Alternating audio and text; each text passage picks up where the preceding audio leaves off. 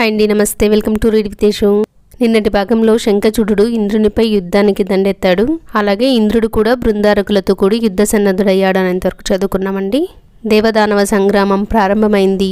రథస్థులై కొందరు, అశ్వారూఢులై కొందరు, గజాధిరోహణులై కొందరు కయ్యాన్ని నడుపుతున్నారు. వీరుల హుంకారాలతో, కార్ముక గుణటంకారాలతో, రివురివున దూసుకుపోయే శరపరంపర రావాలతో సంగర రంగం అమిత కోలాహలంగా ఉంది. శంఖచూడుని శరాఘాతాలకు అశ్వారూఢులైన అసురులు ఉసురులు వీడి ఉల్కాపాతంలా రాలిపోతున్నారు. హస్తారోహకులైన విక్రాంతులు ప్రియురాలి వక్షస్థలంపై నిద్రిస్తున్న వారిలా కరికంబాలపై వాలిపోతున్నారు. అతని విక్రమాటోపానికి అమరవాహిని గడ్డకట్టిన సముద్రంలా స్తంభించింది. ఈ విధంగా దానవేంద్రుడు తన పరాక్రమంతో ముల్లోకాలను జయించి యజ్ఞభాగాలను పూర్తిగా స్వీకరించి తానే ఇంద్రుడయ్యాడు. దిక్పాలకుల అధికారాలను తానే నిర్వహించసాగాడు. పంచభూతాల మీద ఆధిపత్యాన్ని వహించాడు. ఈ విధంగా సకల భువనాలకు శాసకుడై అనేక సంవత్సరాలు పాలించాడు. అతని రాజ్యంలో దుర్భిక్షము, రోగాలు, అంటువ్యాధులు, మనోవ్యాధులు లేవు. భూమి దున్నకుండానే పండేది. విషకీటకాల భయం లేదు. అతివృష్టి, అనావృష్టి బాధలు లేవు. ఔషధులు రసవంతమై స్వస్వరూపంతో సాక్షాత్కరించేవి. తరువులన్నీ పలబారంచే వంగిన కొమ్ములు గలవై బాటసారుల ఆకలి తీర్చేవి. నదులన్నీ మధుర జలపూరితములై ఏ ఉపద్రవాలు లేకుండా ప్రవహించేవి.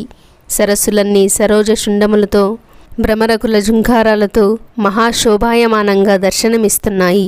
వాయువు పరిమళభరితమై సుఖశీతల స్పర్శతో రతి పరిశ్రాంతులైన వారి అలసటను పోగొడుతున్నది. అతని పాలనలో ఈర్ష్యాపరులు, అసూయాగ్రస్తులు అయిన దేవతలు వెలితిగా, తక్కిన వారందరూ నిర్విచారులుగా సుఖిస్తున్నారు. శాపవశాన దానవ వంశంలో జన్మించిన అతనిలో ఏమాత్రము దానవ లక్షణాలు లేవు.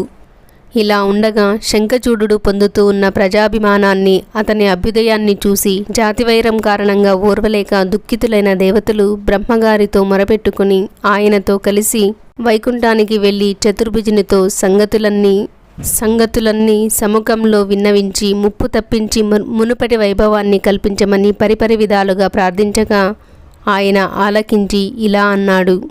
ఓ పద్మసంభవ, దేవతలారా, శంఖచూడుని వృత్తాంతం సర్వము నాకు తెలుసు. పూర్వజన్మలో అతడు నా భక్తుడైన సుధాముడనే గోపాలకుడు. శివలోకం సమీపంలో గోలోకము, శంకరుని గోశాల రెండూ ఉన్నాయి. నా అవతారమైన శ్రీకృష్ణుడు శంభుని ఆజ్ఞచే ఆ లోకానికి అధిపతిగా అక్కడ ఉంటూ పశుపతి యొక్క పశువులను సంరక్షిస్తూ ఉన్నాడు.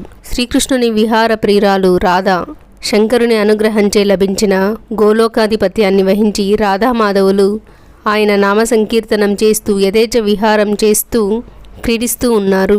ప్రకృతి పురుషులైన రాధాకృష్ణుల సంతానమే ఈ గోవులు, గోపాలకులు, గోపికలు. ఆ గోలోకంలోని వారంతా రాధాకృష్ణులను సేవిస్తూ తన్మయులై మైమరిచిపోతూ ఉంటారు. అక్కడంతా భక్తి వినహా మరొకటి ఉండదు.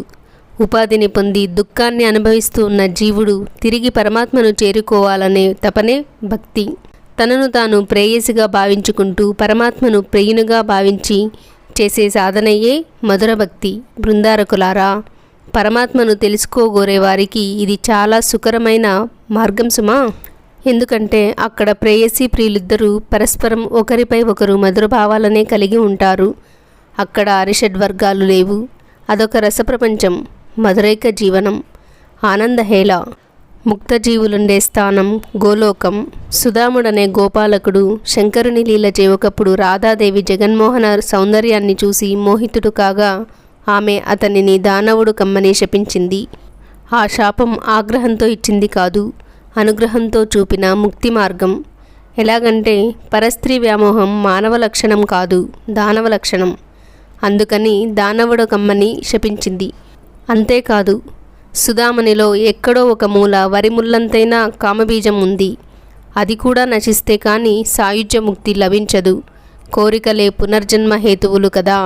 సుధాముడు రాధాదేవి శాపానికి భయకంపితుడై వేడుకోగా రుద్రుని చేతిలో మరణాన్ని నిర్ణయించాడు శ్రీకృష్ణుడు. మరణానంతరం ఈ శంఖచూడుడు తిరిగి గోలోకాన్ని చేరుకుంటాడు. ఈ సత్యాన్ని తెలుసుకొని మీరంతా శంభుని శరణు కోరండి, నేను కూడా ఆయన దర్శనానికి వస్తున్నాను అని విరమించాడు విష్ణువు. అంతవారంతా శివలోకానికి వెళ్ళారు. శివలోకంలో ఏం జరుగుతుంది అన్నది రేపటి భాగంలో చదువుకుందామండి. ఈ వీడియో మీకు ఎలా అనిపించింది కామెంట్ చేయండి. అలాగే లైక్ చేసి ఇలాంటి వీడియోలు చూస్తారు వింటారు అనే వాళ్ళకి షేర్ చేసి సబ్స్క్రైబ్ చేసుకోండి. థ్యాంక్ యూ ఫర్ వాచింగ్ అండి. సర్వం ఉమామహేశ్వర పాదార్పణం.